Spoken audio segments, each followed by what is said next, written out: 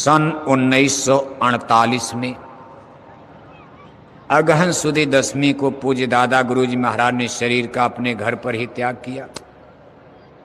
उसमें अपने गुरु महाराज कानपुर गए थे दादा गुरु के आदेश में। उस समय इस तरह से मोबाइल तो था नहीं। जब आए तो पता चला पूज्य दादा गुरुजी महाराज शरीर छोड़ चुके। लेकिन चूंकि उन गुरु महाराज के आदेश में ही गए थे, बाद में लोगों ने बताया भाई आपके लिए कह गए हैं कि हमारे बाद ये काम जीवों को जगाने का, सत्संग का काम वही देखेंगे। गुरु महाराज का नाम बताया, ईमानदारी से लोगों ने बता दिया। आज का जमाना होता तो छिपा ही देते लोग अपने अपने चक्कर में कि गुरु महाराज ने नहीं कहा, बस हल्ला उड़ा देते मोबाइल पर। लेकिन उस समय लोगों में ईमानदारी थी, वो भी गुरु का वचन है तो कैसे कोई झूठ बोले। भाई आपके लिए कह दिया। कुछ लोगों ने कहा भी, कुछ लोग विरोध भी किए थे जो नहीं सुन पाए थे, क्योंकि जब दादा गुरुजी महाराज ने कहा ये बात तो सब लोग तो वहाँ थे नहीं। और आधी रात को उनका शरीर 12:03 पर छूटा था। अगहन सुदी 10वीं, अगहन की जाड़े की रात में 12:03, सब लोग जाग नहीं रहे थे। जो लोग नज़दीक थे उन्हीं से बता दिया, मुख्य लोगों से। गुरु महाराज सन 1948 से सन 52 तक मौन रहे। इधर उधर घूमकर अपने गुरु भाइयों के पास, जो दादा गुरुजी महाराज के नामदानी यानी गुरु महाराज के गुरु भाई लोग, इनके पास आते जाते गुरु महाराज अपना समय बिताते रहे। वाराणसी काशी नगरी में गुरु महाराज के साथ के लोग वहाँ जाकर, एक मैनेजर साहब इजाद के कायस्थ थे यानी लाला श्रीवास्तव, यहीं से गुरु महाराज ने रह करके संग एक अधिकारी थे, वो नौकरी करते थे। जात के श्रीवास्तव थे, कायस्थ थे, लाला थे, वाराणसी में, बनारस में। गुरु महाराज ने यहीं से धीरे धीरे संगत की नर्सरी बनारस से प्रारंभ करके फिर जौनपुर, आजमगढ़, गोरखपुर, यहाँ से विस्तार हुआ देवरिया। आजमगढ़ जिले में सबसे पहले गुरु महाराज ने अपने पैसे से संस्था के नाम पर एक प्रेस लगवाया, छापा खाना। वहीं से अमर संदेश स्वधर्म पत्रिका उस जमाने में प्रकाशित होने लगे। गुरु महाराज का सत्संग थोड़ा थोड़ा आने लगा। राजस्थान के सीकर जिले के एक प्रेमी थे, आजमगढ़ शहर में रहते थे, का नरसिंह मानी, बड़ी पुरानी बात है, मानी नरसिंह दास काबरा साहब। उनकी सीकर में रिश्तेदारियां थी, वहीं के रहने वाले, आजमगढ़ में बस गए थे।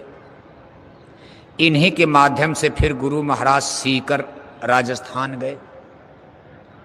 इन जय गुरुदेव नाम सबसे पहले राजस्थान में सीकर पहुंचा, सीकर से फिर जयपुर, फिर आगे तो बड़ा लंबा 60 वर्ष में धीरे धीरे फिर उन्हीं के रिश्तेदार लोग इंदौर में रहते थे, सीकर वालों के। गुरु महाराज उन्हीं के माध्यम से इंदौर पहुंच गए। इलाहाबाद में एक सेठ रहते थे, राजस्थान के कलकत्ता में व्यापार था। गुरु महाराज उनके द्वारा बंगाल यानी कलकत्ता पहुंच गए। फिर वहीं रक्षाबंधन मनाने लगे। इस तरह से धीरे धीरे, लेकिन संगत की नर्सरी पूर्वांचल, पूर्वी उत्तर प्रदेश, काशी, जौनपुर, आजमगढ़, गोरखपुर, यहीं से फैली है। तो देखो, हम दृष्टांत सुनाने जा रहे तो उसी समय की एक कहानी है। गुरु महाराज पूर्वी उत्तर प्रदेश के किसी छोटे से गांव में, उस समय कोई लाउडस्पीकर उकर भी नहीं मिल पाता था। गुरु महाराज बिना लाउडस्पीकर के 10 आदमी आ गए, 20 आदमी आ गए। पहला सत्संग तो जब गुरु महाराज ने शुरू किया तो 11 आदमी काशी में, 11 आदमी, 11 आदमी में ही गुरु महाराज ने लाउडस्पीकर कोई जरूरत है, सन 52 में कहाँ लाउडस्पीकर मिलेगा। था, मशीनें आ गई, लेकिन संभव नहीं था सबके लिए। बड़े बड़े प्रधानमंत्री, मंत्री, मिनिस्टर, उनके लिए अंग्रेजों का भी राज खत्म हो रहा था। भारत अभी ताज़ा ताज़ा आज़ाद हुआ था, तब गुरु महाराज का सत्संग खड़ा हो गया। गुरु महाराज कई बरस तक बिना लाउड स्पीकर के ही कहीं कहीं गांव में जाते थे, लगा दिया तो चौकी पर किसी तरह चद्दर उद्दर मांग करके बिछा करके खड़ाऊं पहनकर, सड़क नहीं पैदल जा रहे हैं, बीच में कीचड़ है तो धोती उठा लिया, जूते निकाल करके पैदल कीचड़ से जा रहे हैं, गांव में जाना है, बड़ी कठिन। अभी कार मोटर नहीं थी गुरु महाराज के पास। सबसे पहली कार गुरु महाराज को आजमगढ़ में एक फिएट कार, सबसे पहले, आज आप इतनी गाड़ी मोटर देख रहे हो ना, सबसे पहले आजमगढ़ जिले में प्रेमियों ने मिलकर, उसमें कई लोगों का सहयोग था लेकिन आजमगढ़ को आगे रखा गया। एक फिएट कार उस समय 11-12 हज़ार में मिल जाती थी, लेकिन उसमें 11-12 हज़ार रुपये का मतलब था। फिएट कार खरीदे गए, गुरु महाराज उसमें खुद चलाते थे। गुरु महाराज खुद गाड़ी चला करके फिर सत्संग करने, नहीं तो ट्रेन से ही इक्का तांगा बैलगाड़ी पर बैठकर, हाथी पर बैठकर, कहीं नदी है तो हाथी पर बैठकर पार कर, ऐसे ऐसे करते करते एक बार एक गांव में गुरु महाराज सत्संग सुना रहे थे। गांव के बाहर एक चौपाल पर 10-20 लोग गांव के बैठ गए। गुरु महाराज ऐसे चौकी पर बैठकर बिना लाउड स्पीकर के सत्संग सुना रहे थे। गांव में एक बहुत पढ़े लिखे वकील साहब रहते थे।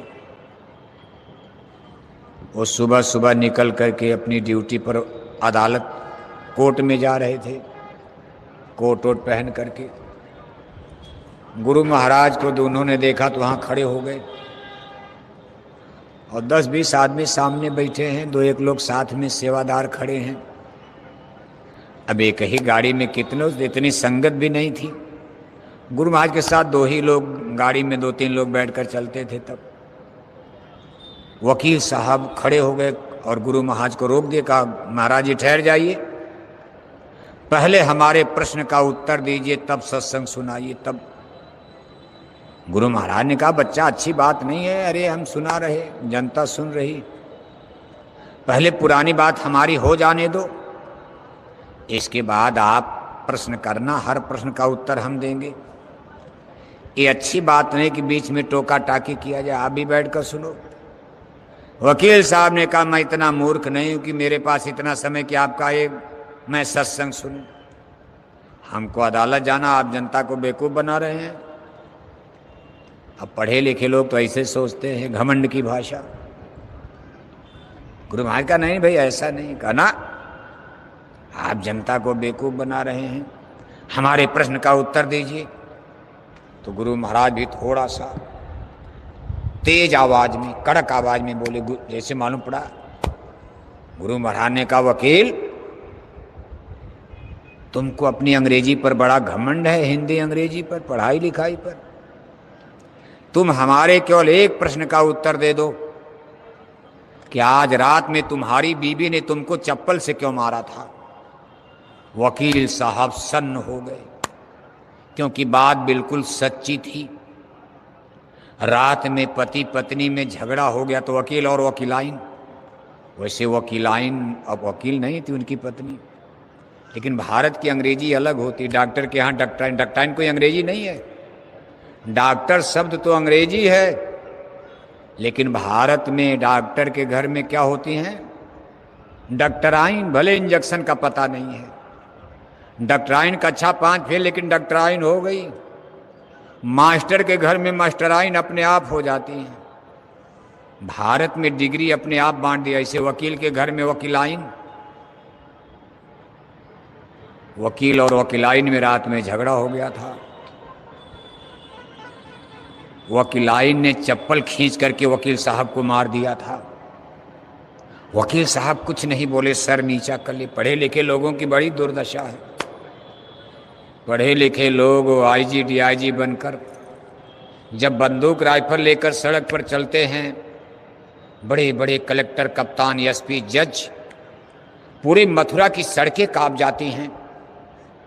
लेकिन यही पढ़े लिखे धुरंधर, बड़े बड़े आईजी डीआईजी एसपी डीएम, जब अपने घर में पहुंचते हैं रात में और सामने से बीबी चप्पल दिखाते थे, इनकी बंदूक राइफल गड़गड़ गड़गड़ गड़गड़ गड़गड़ कांपते हैं, जिनसे पूरा मथुरा कांपता है वो अपने घर में अपनी बीबी से कांपते हैं। जमाना बदल रहा है।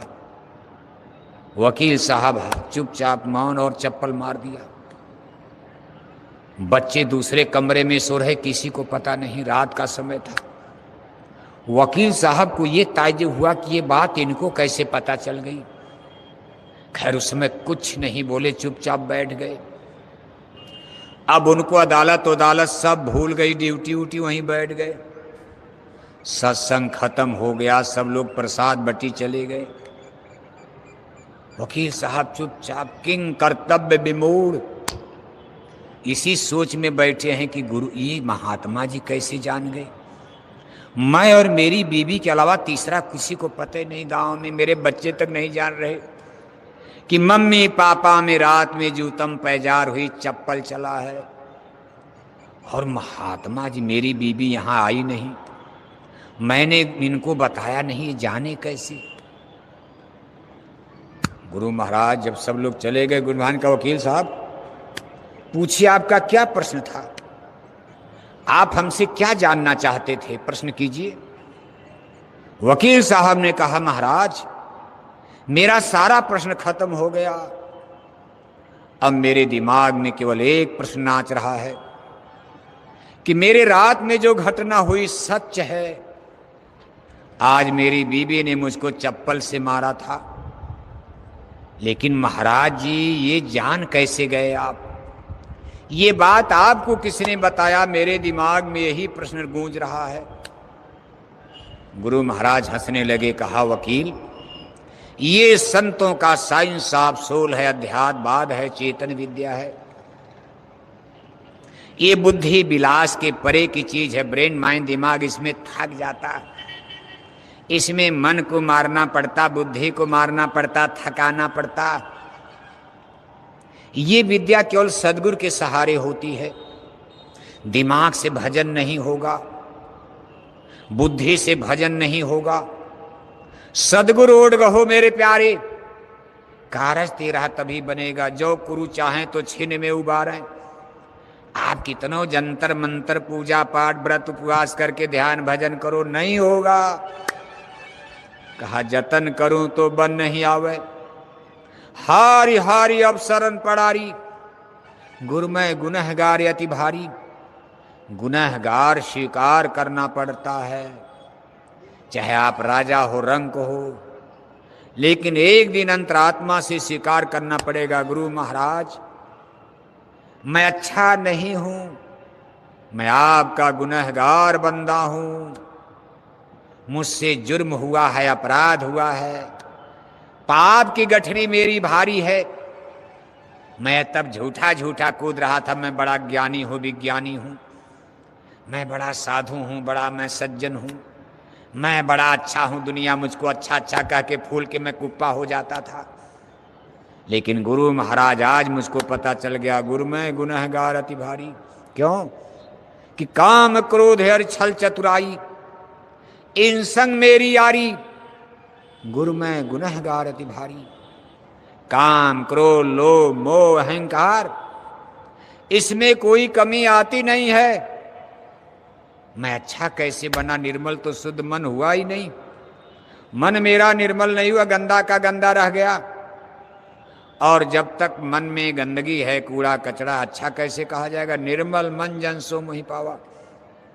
गुरु महाराज ने कहा वकील आप अपने लो, आप पढ़े लिखे लोग, इंटेलेक्चुअल विद्वान लोग, पढ़े लिखे लोग अपने ब्रेन माइंड दिमाग से संतों की महिमा को, ज्ञान को तौलना चाहते हैं, नहीं हो सकता। इट इज इम्पॉसिबल, असंभव है। हे विद्या तू बड़ी अविद्या, संतन की तय कदर न जानी। ये जगत की भौतिक विद्या संतों की कदर को नहीं समझ सकती है। एक कलेक्टर, एक राजा महाराजा रविदास जूता सीने वाले को क्या समझेगा। एक इंटेलेक्चुअल पर्सन, पढ़ा लिखा आदमी, हमारे गुरु महाराज जिन्होंने प्राइमरी स्कूल भी नहीं देखा, थोड़ी सी पढ़ाई किया था। एक टीटी साहब उनको ले गए थे कानपुर में, महाराज थोड़े दिन पढ़ा दिया। थोड़ा, अब गुरु महाराज को क्या पढ़ना होता। अब यही देखो भ्रम पैदा करेगा कि गुरु महाराज को पढ़ने के लिए स्कूल में भेजा गया। क्या महापुरुषों को भी पढ़ना पड़ता है? साहब कभी ने कहा ना ना ना ना ना ना, मस कागज छुए नहीं, कलम गही नहीं हाथ। लोगों ने कहा महाराज आप तो पढ़े लिखे हो नहीं, आपने कागज कलम हाथ से नहीं छुआ, लेकिन आप इतनी बड़ी बड़ी ज्ञान की बात सुनाते हो, ये चीज आपको कहां से मिल गई? साहब कबीर ने कहा तुम कहते कागज की लेखी, मैं कहता आंखों की देखी। कहा मेरे पास देखने वाली आंख है, जिस सूरज चांद के बारे में आप किताब में पढ़ते हो, जिस स्वर्ग बैकुंठ देवी देवता ईश्वर भगवान के बारे में आप किताबों में पढ़ रहे हो, मैंने जा करके देख लिया। बस यही अंतर है। आप किताब पढ़ करके स्वर्ग बैकुंठ के बारे में बोलते हो, अंदाजा लगाओगे, अनुमान लगाओगे, ऐसे होगा ऐसे होगा, और मैंने खुद जा करके देख लिया। अब तुम कहते कागज की लेखी, मैं कहता अखियन की देखी। अब देखने में और सुनने में, पढ़ने में कितना फर्क होगा सोचो आप किताबें physics, chemistry, math, algebra, zoology, botany सब पढ़ डालो, ज्योग्राफी पढ़ो, हिंदी पढ़ो, अंग्रेजी की किताब है, किसी आदमी ने लिखा उसी को आप पढ़ते हो। और जिसने जाकर के खुद देवी देवता ईश्वर भगवान, जहां से सारा ज्ञान की धार निकल रही है, जैसे भगवान भास्कर से सूरज की ऊर्जा एनर्जी निकलकर हमारी सारी धरती को चार्ज कर रही ऊर्जा एनर्जी दे रही है, ऐसे जहां से सारा ज्ञान विज्ञान प्रभावित हो रहा, निकल रहा, किरणें रेज, जिसने जाकर उस सोर्स को, उस सेंटर को, केंद्र को देख लिया, उसको फिजिक्स केमिस्ट्री का न्यूटन गैलीलियो पढ़ना पड़ेगा। आप न्यूटन को पढ़ रहे हो, गैलीलियो को पढ़ रहे हो, भाप का इंजन बनाने वाले जेम्स वाट को पढ़ोगे, आप परमाणु बम बनाने वाले उसके जनक आइंस्टीन को पढ़ते हो, आप आर्किमिडीज साहब को पढ़ोगे, आखिर हम आप तो इन्हीं को पढ़ेंगे। लेकिन संत महात्मा उसको पढ़ते हैं, देखते हैं, जिसने सूरज चांद बनाया, जिसने सूरज बनाया, चंदा बनाए, तारे बनाए, जिसने वर्जिन ऑफ फेथ हमारी धरती माता का निर्माण किया, जिन्होंने वर्जिन ऑफ लाइफ हमारी धरती माता पर जीवन की उत्पत्ति किया, आदमी, पशु, पक्षी, कीड़े मकोड़े, चींटी से लेकर हाथी तक 4,84 लाख जोनियों की जिन्होंने रचना किया। कोई वैज्ञानिक न्यूटन गैलीलियो धरती बना सकते हैं?